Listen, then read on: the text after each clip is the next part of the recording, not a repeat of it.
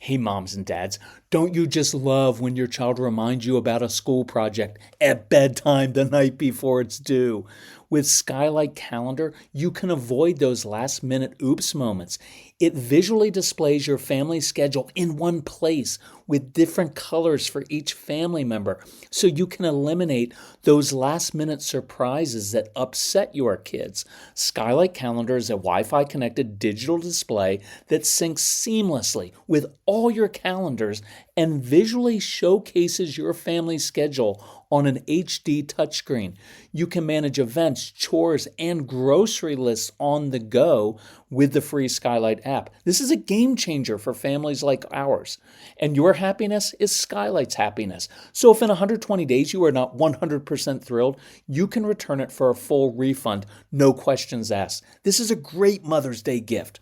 And right now, Skylight is offering our listeners $30 off their 15-inch calendars by going to skylightcal.com/calm.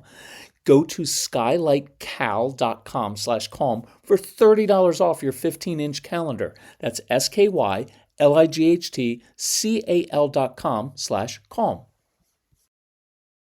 How many of you have kids who will react angrily or lash out when you correct them, or even just remind them of something simple they have to do? Do you have a child who beats himself or herself up saying things like, "I'm so stupid"?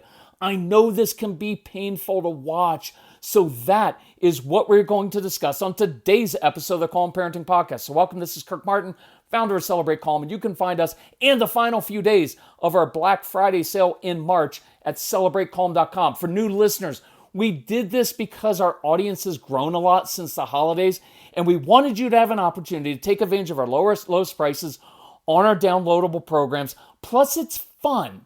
And it's our company. We do whatever we want. We decided it. We're just like your kids. So this podcast was prompted by a mom who said this, and I'm sure many of you can relate. Hey, if I say, "Hey, bud, you forgot your lunchbox again today. You need to try to remember it next time," it will cause my son to pitch a 20-minute crying fit, calling himself an idiot, dumb, bad kid. I would never talk to him that way, and listening to him do it to himself is painful. And I know this is hard, and the mom didn't do anything wrong, but it just won't work with our intense, highly sensitive kids. So let's dig into why this went downhill, what we can say and do differently next time, and some ways to use this to teach your kids new skills for the future. And I just want to say, when I was working on this today, I had this feeling of like, oh, this is a good foundational one. This is a podcast I would share with other parents. Well, you can judge that later if you think it's as good as I think it's going to be, but I think it honestly could be very life-changing for your kids and for your family. So it's important to get inside the head and the heart of our kids, and that can mean strong-willed kids, neurodivergent, ADHD, ASD, highly sensitive kids. These are kids who often feel like they're swimming upstream in life. They feel like everything is kind of stacked against them. They have a lot of energy, but they get in trouble if they can't sit still at school. Fidgeting actually helps them process information and think better, but they get in trouble for that. They get along better with little kids, animals, and older people, but are forced to try to connect with the kids that they are least likely to get along with for the first 18 years of their life. They often feel left out. They're not naturally good at the kid world.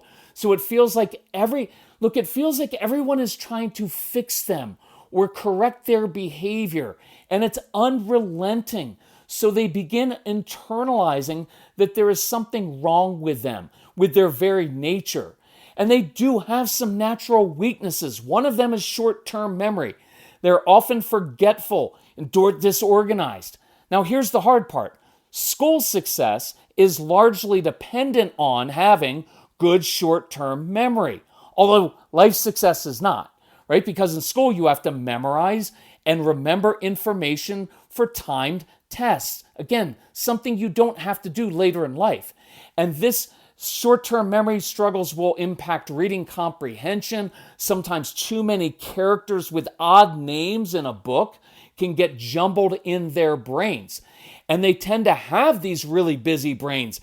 They're kind of animated and energized by larger ideas, not little facts they don't care about. It kind of feels like socks tumbling in a dryer.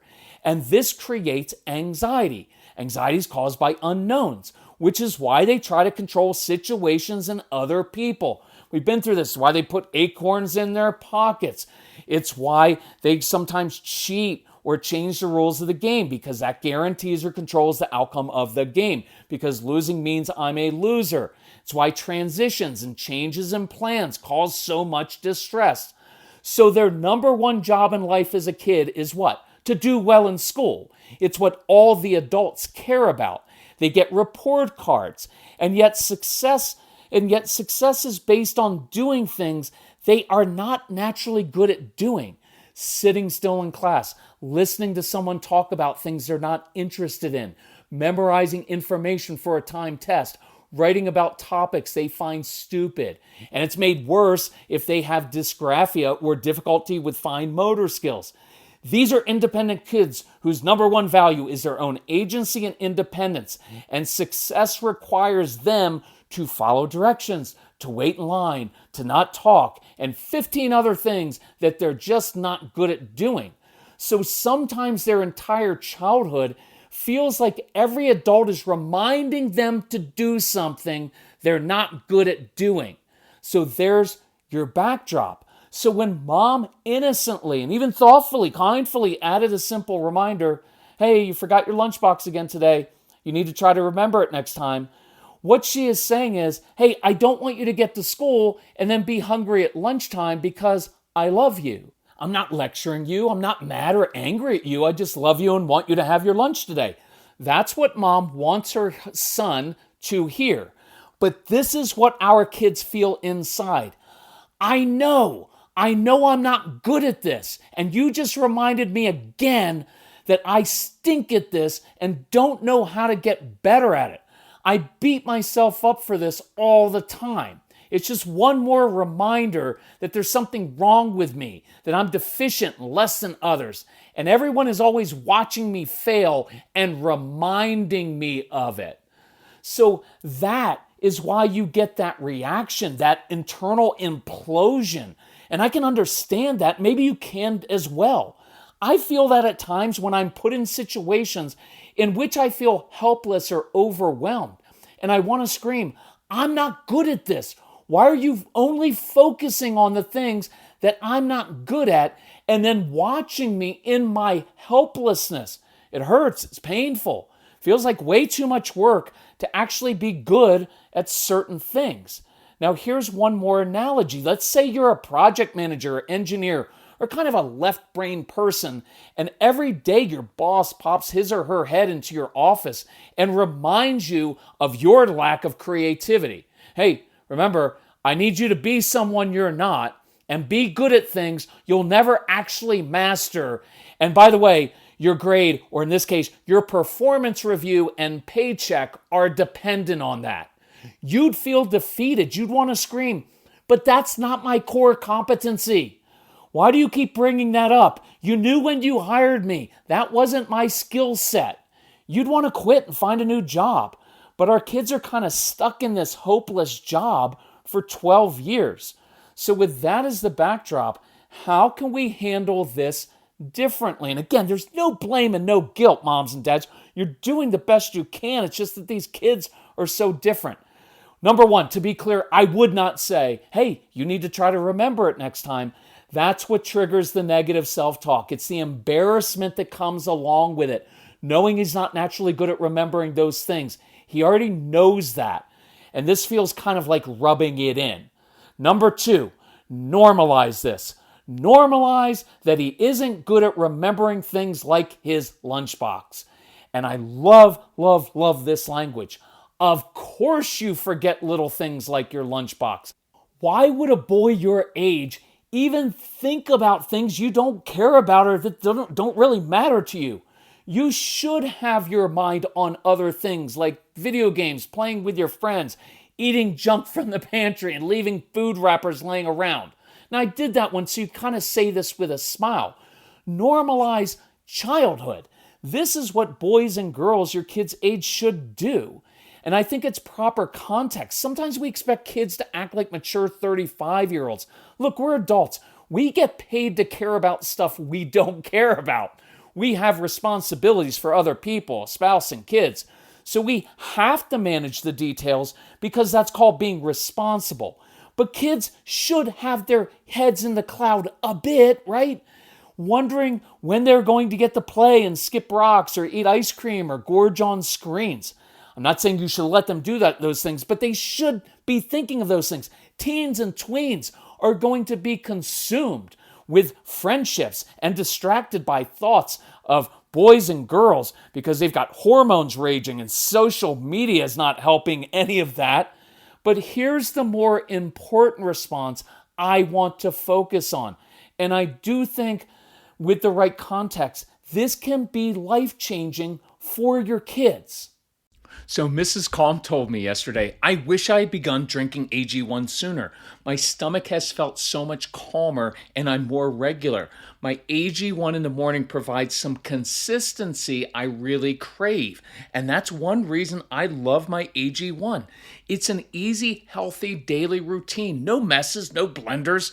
We put 1 scoop of AG1 into a bottle of water, shake it up, and start our day with 75 vitamins, probiotics, prebiotics, and whole food sourced ingredients. Check out a special offer at drinkag1.com/calm. Look, I've got more energy, better mental clarity, and AG1 supports my immune health. And that's why I've been partnering with AG1 for so long. Be an AG1 couple like us. AG1 is offering new subscribers a free $76 gift when you sign up. You'll get a welcome kit, a bottle of D3 and K2, and 5 free travel packs in your first box. So check out drinkag1.com/calm to get this offer. That's drinkag1.com/calm to start your day with a win.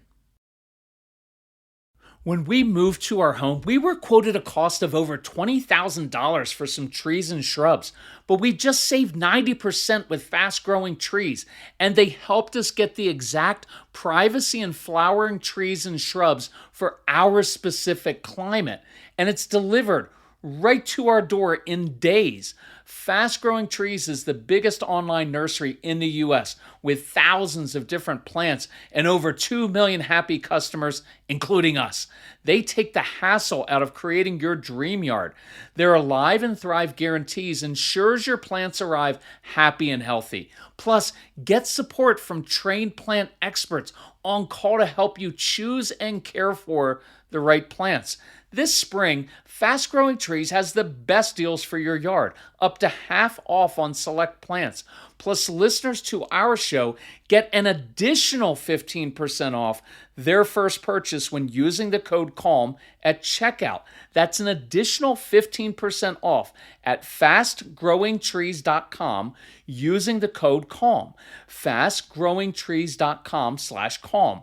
Offer is valid for a limited time. Terms and conditions may apply. Think what it would mean to your child if you said this. Of course you forget little things like your lunchbox.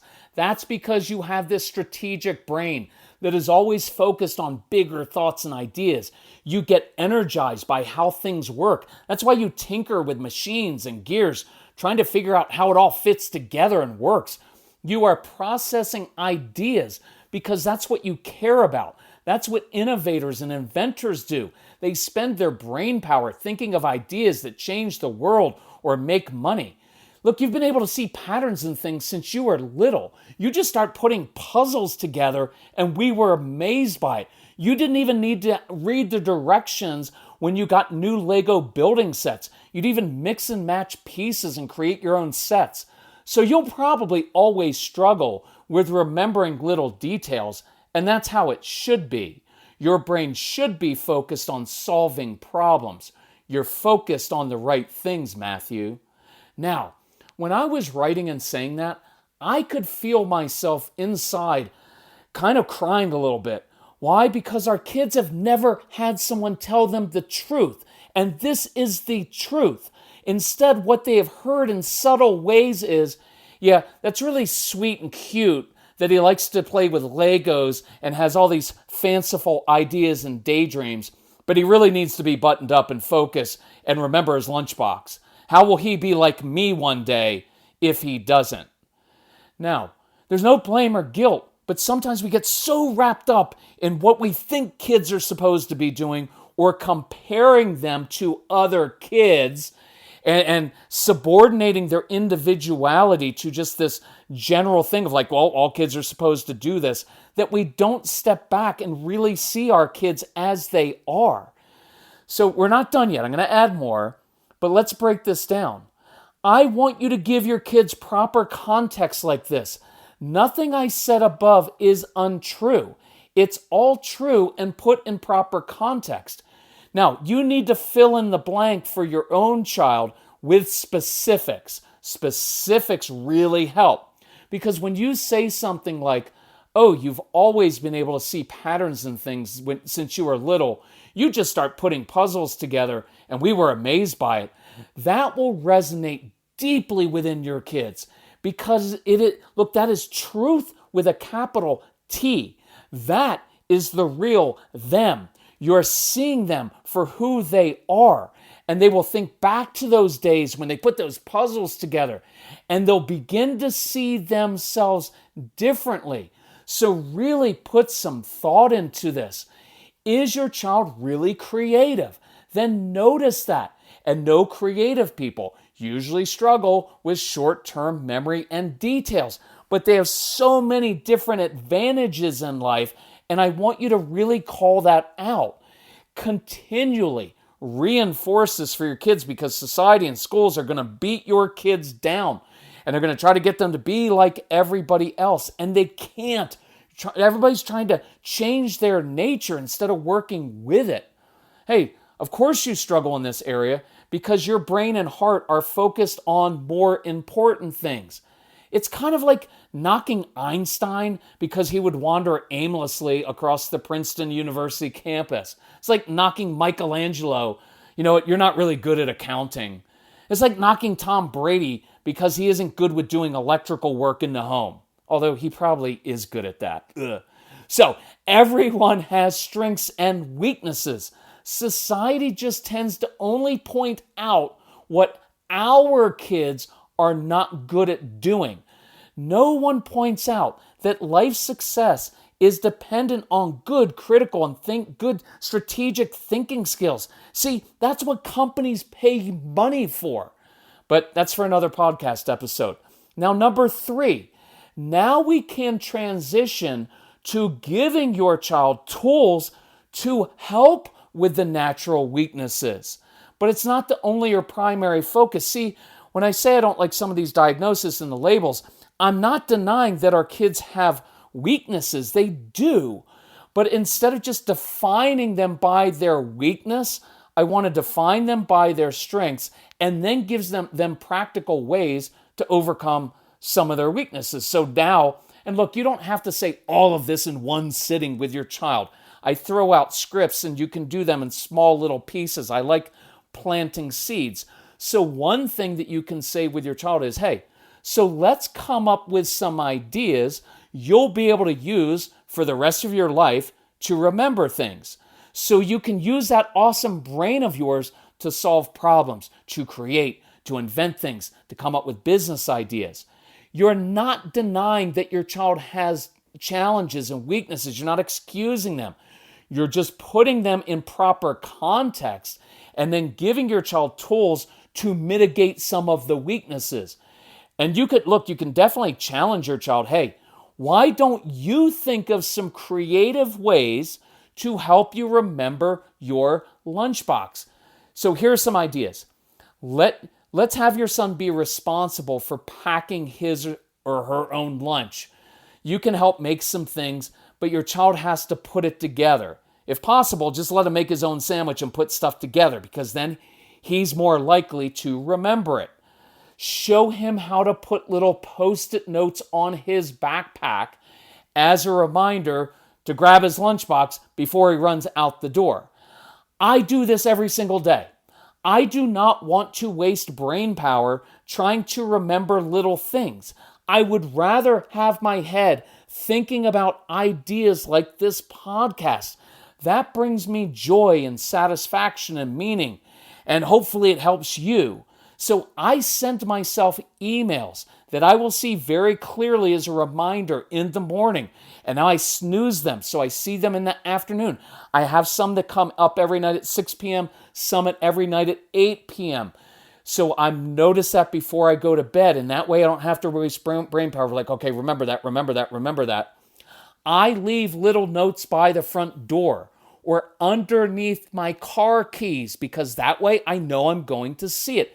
If we're going hiking or on a trip the next day, we've got this little cooler, and I'll leave that or a couple oranges on the floor by the front door, on the kitchen counter as a visual reminder. That way I have to trip over these things to not see them. The night before, I'll often lay out my clothes and put things on top of the clothes or even in the pockets ahead of time, knowing I am susceptible to having 15 different thoughts racing through my brain in the morning while I'm in the shower, and then I get out. And I know my weaknesses and I plan for them, but I don't spend all day thinking, oh, I'm so terrible at that. I'm like, no, I'm terrible at that, and I know it. So here's what I do about that. Teach your kids how to start doing this. Definitely start with showing him how to leave notes.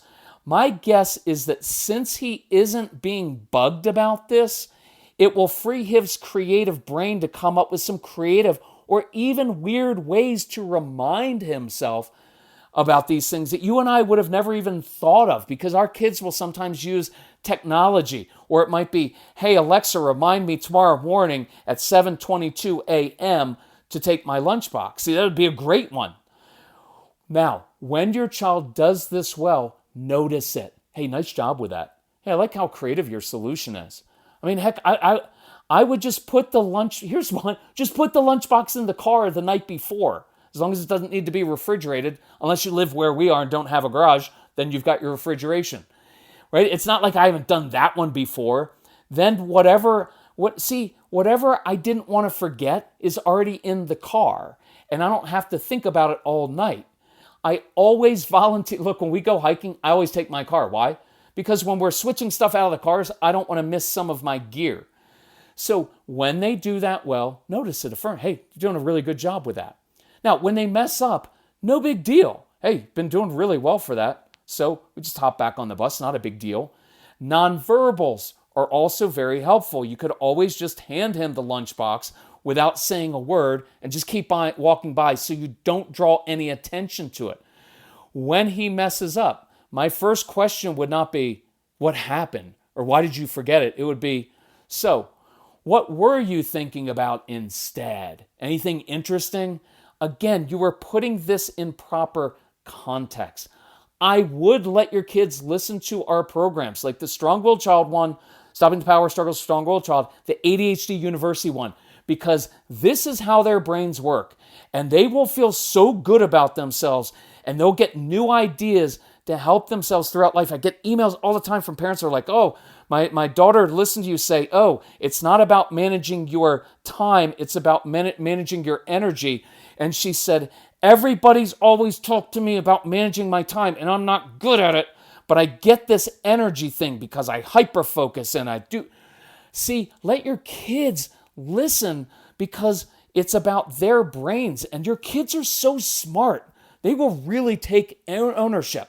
Okay, let's do this now. Begin making some notes, including specific examples of your child using his or her natural gifts and strengths, so we can begin providing proper context and building their confidence. And do this routinely. These scripts and affirmation and context will change how your child views himself or herself and how you see them. See, if you say these things routinely, man, it will change things. And we as parents have no qualms about continually reminding our kids of things they're doing wrong. Why don't we reverse that? Do that for the next week. Here's your challenge. For the next week, notice everything that they're doing well. Begin calling out their different gifts. Many of your kids do see patterns. By the way, chess, checkers, arguing with you. They know the pattern because they know what you're going to say before you say it. It makes them really good at sales and persuasion as well because they can see the pattern in that argument. Let's start reminding them of their gifts. That'll change them inside. It'll change how grandparents and teachers and others see your child. Okay, I'm going to keep this short because I think this script and approach can be incredibly powerful. All right, moms, dads, grandparents, this is your challenge for the next week. I can't wait for you to do this. Even if your kids are really young and they don't fully understand, begin speaking the words to them, over them, in front of them, to grandparents, to the preschool teacher to say, oh, man, you can't believe what is going on in my son's brain. And they will hear that instead of just saying like, well, he struggles with focus and attention and has a lot of energy. No, here's what I know about my child. See, that builds their confidence. You're setting the tone and changing how everyone sees them. Okay, love you all, respect you all for this. This is the last few days of the Black Friday and March sale. Take advantage of that. If you need help with that, reach out to Casey. All right, you guys are crushing it. Talk to you soon. Bye-bye.